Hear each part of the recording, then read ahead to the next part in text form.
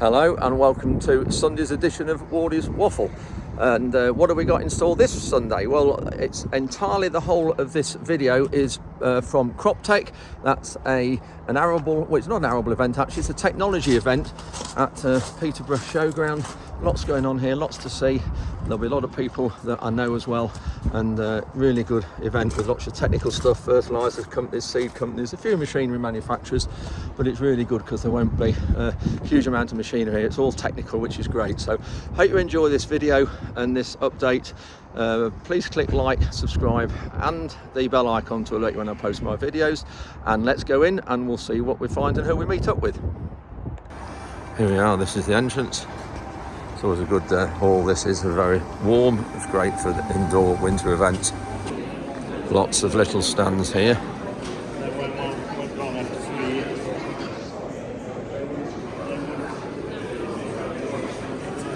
Just going into the main hall now.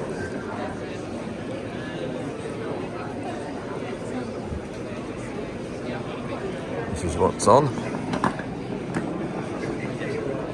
Some really good seminars here.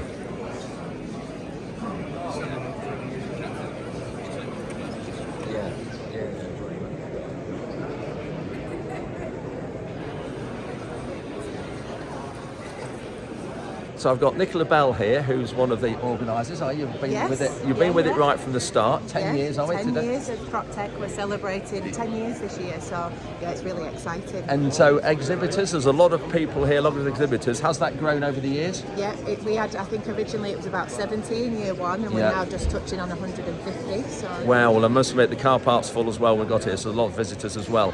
And you also actually run LAMA as well, don't you? Yeah, we do. We run LAMA show. We run the British Farming Awards. We've also recently purchased Farm Business Innovation Show, and that a bunch of co-located shows. And I think it's just worth pointing out as well, LAMA actually started in Lincolnshire. It did. And LAMA stands for the Lincolnshire Agricultural Machinery Manufacturers Association. So a bit of a mouthful, and it's not pronounced LAMA as some people do, is it? No, it's LAMA. Yeah, and most people wanted when it went to the NEC in Birmingham to be called LAMA, but obviously that's not. No, that's right. And then how many exhibitors have you got at LAMA coming up?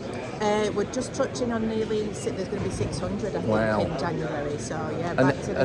And how's it going in Birmingham? It's in Birmingham now, isn't it? Yeah, in Birmingham at the NEC, so we moved there in 2019, and obviously we had 2 years of the show up to 2020, and then obviously COVID hit, so first time in January that it's back to the pre-COVID level, so it's really exciting. It's going fantastic. Well, congratulations. This is a great event, and so is LAMA. Brilliant to see you again. You too. So I'm with Tim Sisson, who's MD of William Moorfoot, the drainage people, and I thought it really interesting that my last video a few days ago was talking about our drainage and how important it is to get the land drained and water away. And it's something, Tim, that my father always instilled into me. One of the things that I really remember is he says you can't farm wetland. Yeah. And it's still true. It's still true, isn't it? That's right. Yeah. And are you busy still now doing drainage? So. Yeah, very much so. We've had 3 teams working throughout the year this year, and all the way through to dry. Yeah. And increasingly, what we're finding is that the data that's coming back on the back of drainage schemes that are installed are providing evidence to farmers, solid evidence that there's justification to carry on investing going forwards. And I mean, years ago, a lot of our land that was drained was done on schemes that there were government grants, weren't they, years and years ago, and then my landlord contributed as well. So that's why I think a lot of the land was drained around the country.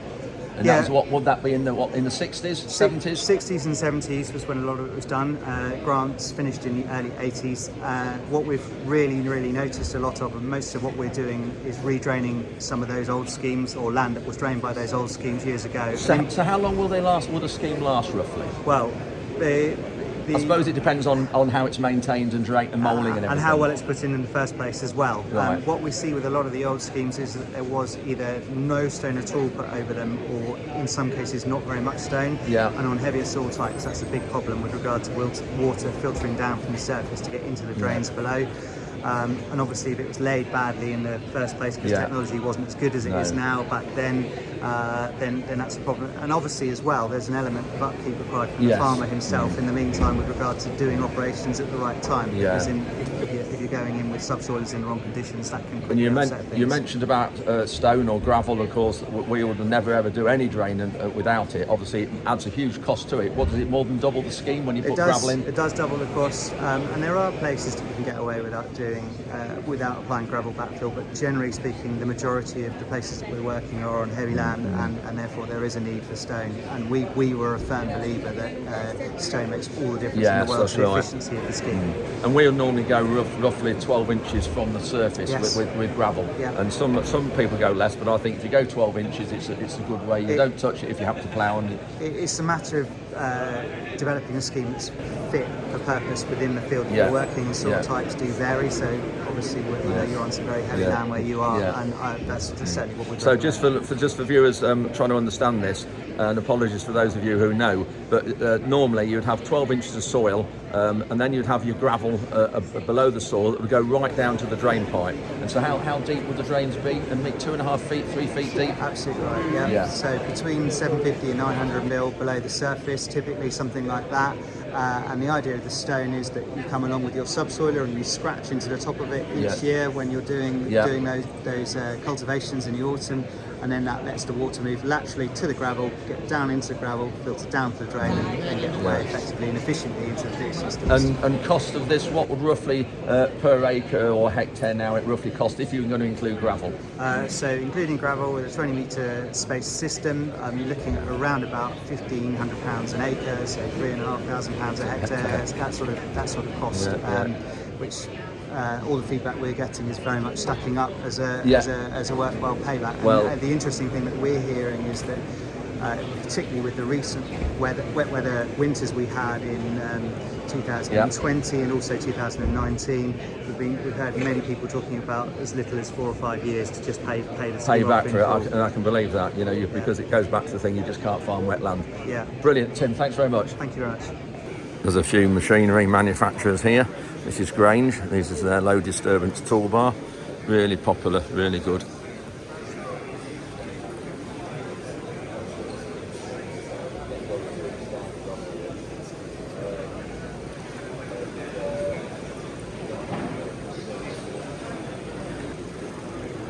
Bateman sprayer here, always look bigger inside.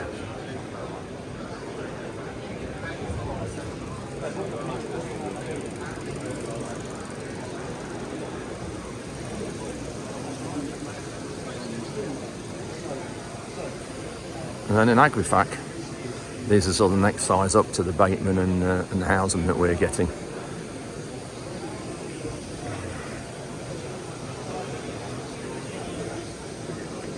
One of the grain merchants we deal with, Frontier. This is interesting, just showing you different, these are actually fertiliser nozzle, putting liquid fertiliser out. That's a twin outlet nozzle.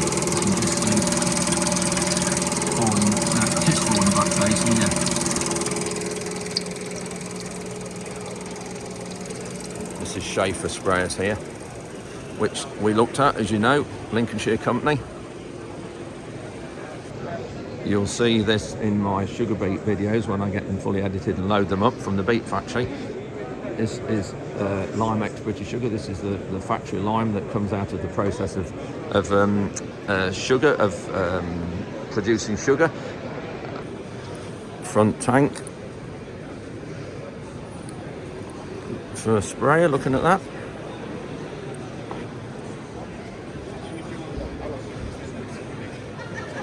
Not sure what that is.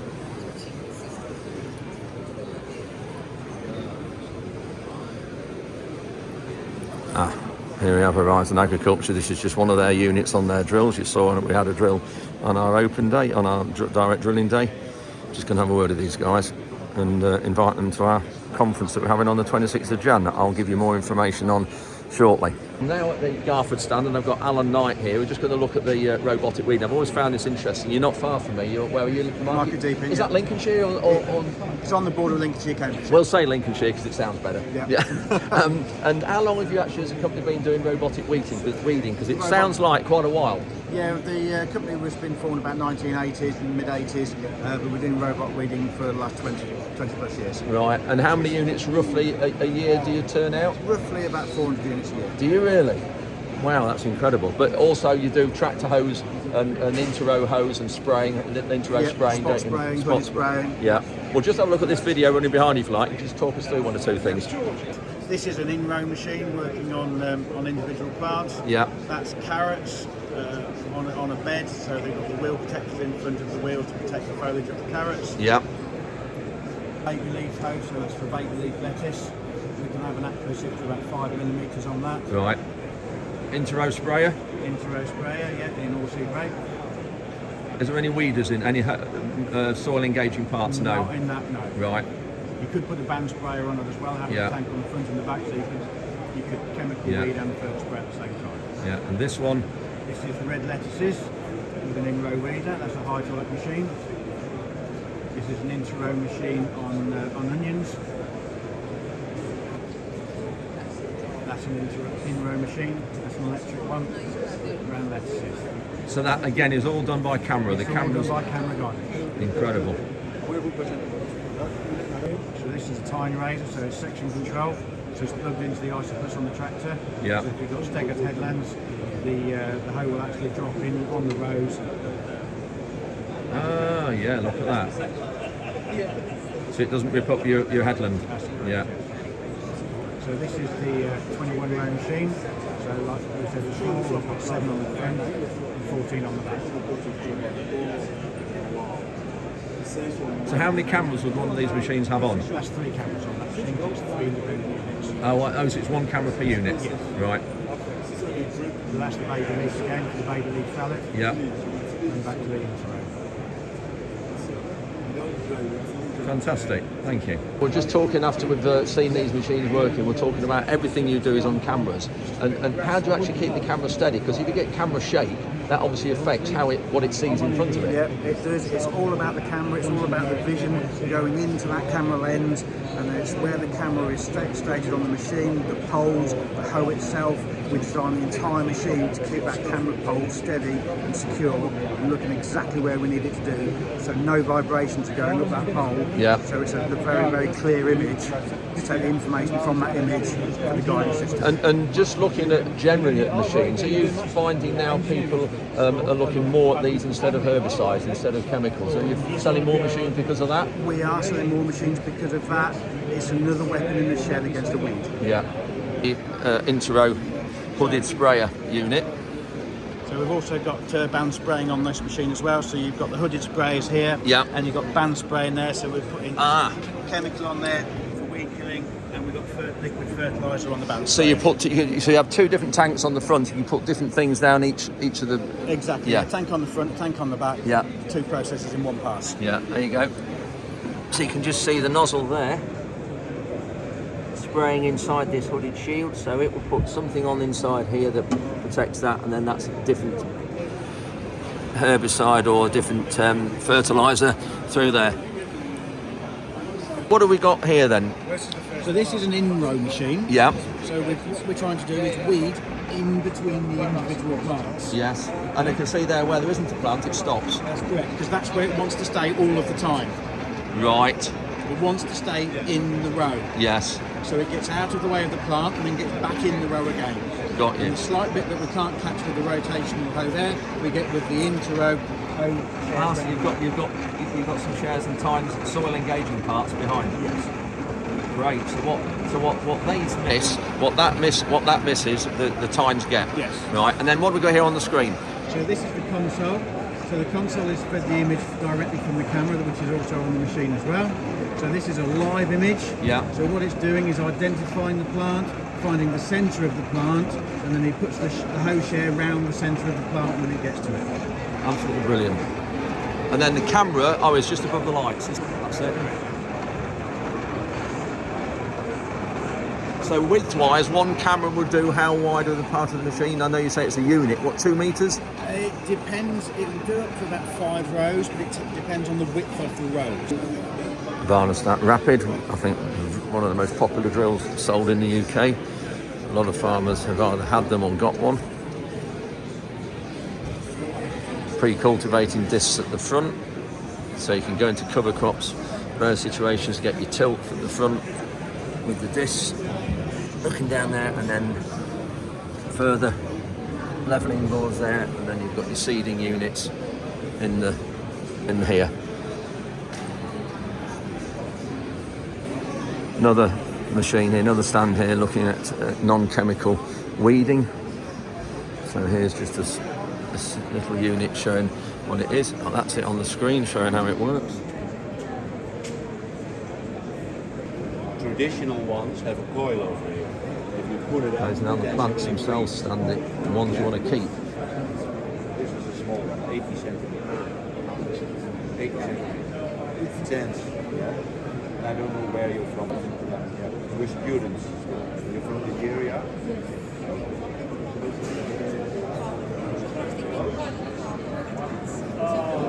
There we are, mate, for our local fertiliser company. We get all our liquid nitrogen from.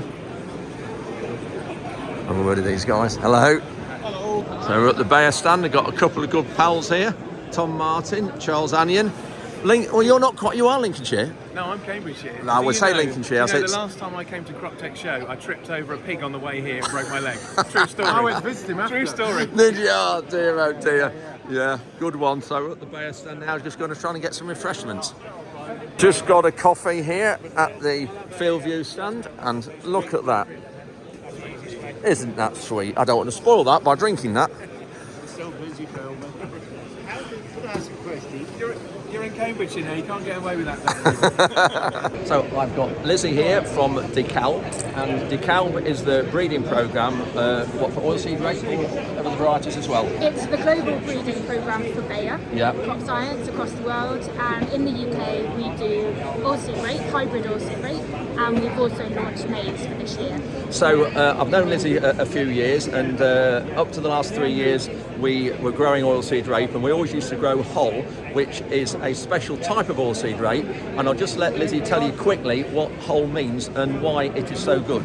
So Hull has been bred through conventional breeding methods, and it is a high oleic, low linoleic oil profile. So when it's crushed, it has a specific oil profile, and that oil profile means it's the healthiest frying, so deep frying oil that we can produce of any sort of species of plant. So it is actually healthier than olive oil, isn't it? And sunflower oil? Yeah, so olive oil is a great sort of salad oil, and yes, a shallow frying oil. Yeah. But effectively, olive oil has a very low smoke point, and if you're deep frying food like McDonald's would do, you need a high smoke point, something that can sustainably be cooked for like a month at a time, and that is where Hull is the most sustainable because it's produced in the UK, but also the most healthiest because it has such a low saturated fat. And I think as well, viewers also need to just remember that McDonald's actually use Hull oil, don't they, to fry their food in, to cook their food. They do, yeah. And I think McDonald's sometimes gets bad press because they say that the food they serve is rubbish, but actually it's not, because all the meat is sourced from British farms, the salad is, and the oil as well comes from British oilseed rape. And when it's grown, oilseed rape, the whole oilseed rape looks exactly the same, yellow flowers, it's black seed when it's harvested, but it's when it's crushed, it's the oil profile that is actually completely different to standard oilseed rape. And we're at McDonald's flagship farm. I think there's 23 flagship farms in Europe, and there's one other flagship farm in the UK, and I think that's a beef producer. But we're at McDonald's flagship farm. If you look on the McDonald's website, you'll actually see us feature in their website. We had to pass lots of environmental things and do lots for wildlife and environment to get that status. So that's something we're really proud of. And Lizzie was just saying that we've had a 3-year break or holiday from growing oilseed rape, and we're going to go back to growing oilseed rape this autumn, and Lizzie wants to work with us, and we're going to do lots of interesting things. Yeah, So good to work together. it will. Great, thanks Lizzie. A lot of people looking around here. This will be Bayer, I think.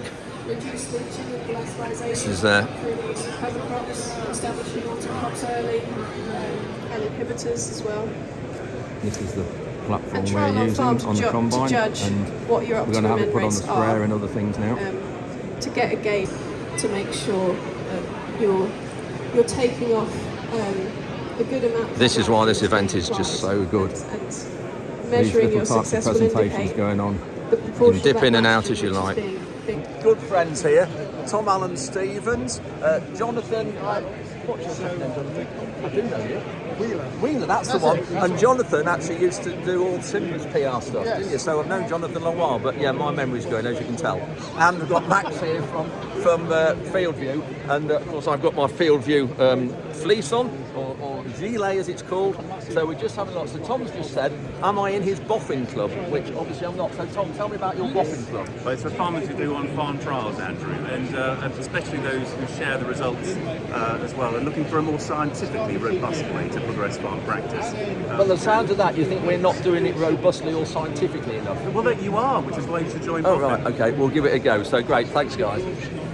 It's interesting looking at the drone. I'm with Edwin Nichols of Drone Ag. It is Drone Ag, isn't it? Yes, it is Drone Ag. And you're from? Northumberland. Right, and how long have you been operating? Oh, 2017 we started doing Skippy Scout stuff, and sort of more recently moved into the drone spraying stuff now too. So what really are you pushing? What do you do the most of? So at the moment it's Skippy Scout due to legislation, so we do crop scouting using the smaller drones. Which are there?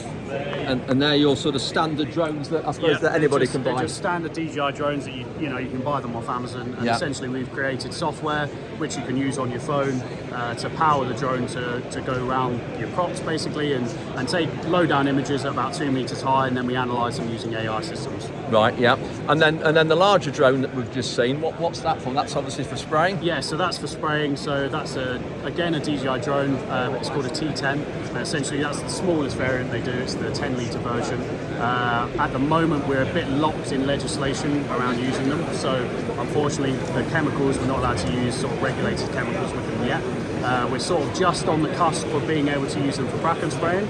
And essentially, as soon as we get more chemicals being allowed through regulations, that's when we'll start pushing the agro side of things a bit more. Right, so you're not using it too much at the minute? No, then? so we're hoping to do some bracken spraying trials next year. So we sort of put in for our licenses to do it with the CRD and the HSE. Yeah, and is this because we're not allowed to aerial spray in the UK? Exactly really? that, yeah. So it's all down to aerial spraying rules because they're technically classed the same as you would a helicopter. Yeah. Even though they are very different systems in their respect. Unfortunately, we've still got the legislation at the moment which is stopping us. Got RAGT Seeds here, and Lee Bennett, somebody I've known for a long while. He's MD of it, and he's just invited me to do a tour around their breeding station and how they breed varieties and how varieties really start. So that's going to be another one of my waffle specials in a few weeks' time. Look forward to doing that. Here's Sencrop, which is the weather station we've got.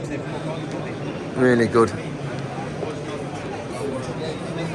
This is the weather station. It's the wind meter there. That's the rainfall part there. We've got both, which is really good, and it's great that you've got the app.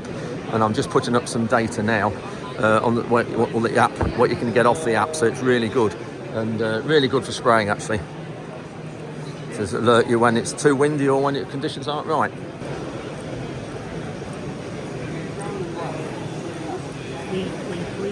Air brakes there.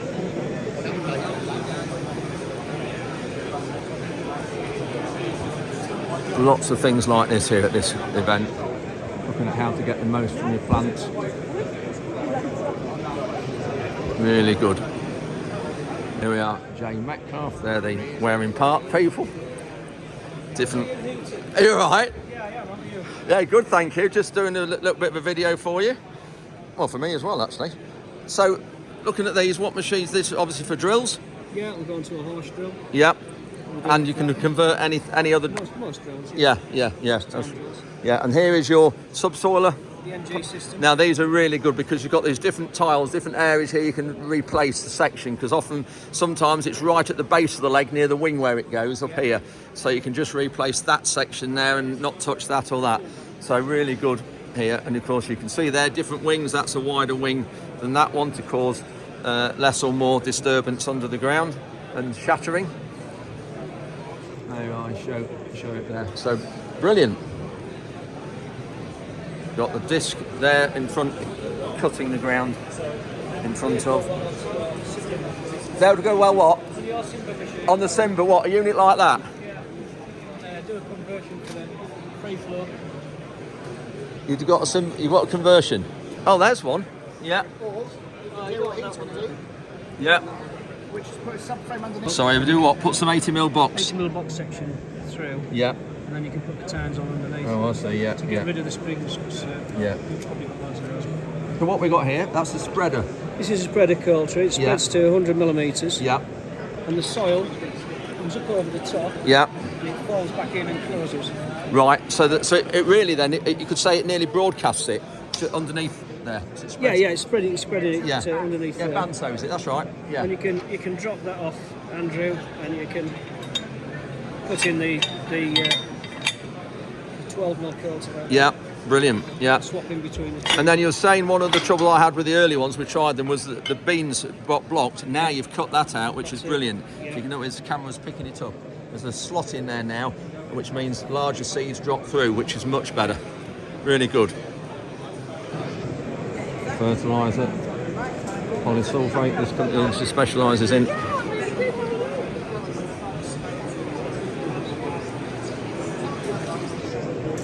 Borgold.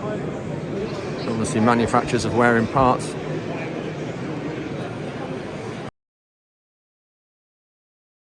Another stand looking at crop nutrition.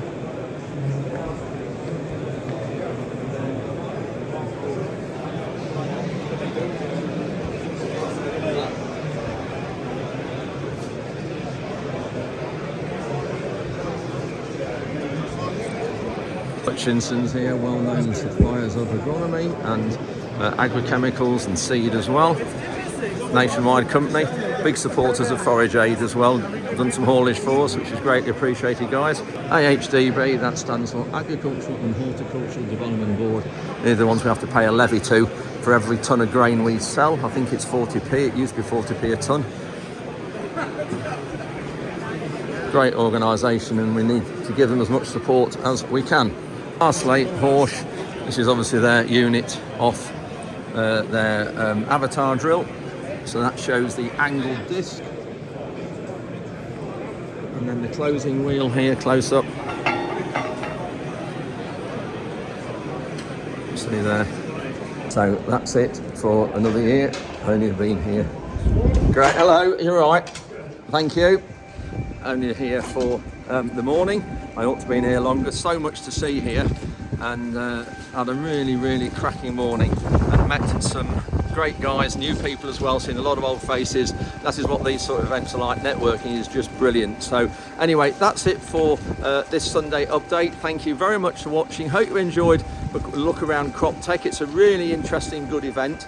And thanks for watching. Please click like, subscribe and the bell icon to alert you when I post my videos, which is Wednesday evening if there's a lot on, and just get out of the wind, and also on a Sunday morning. So thanks very much for watching, and we'll see you next time.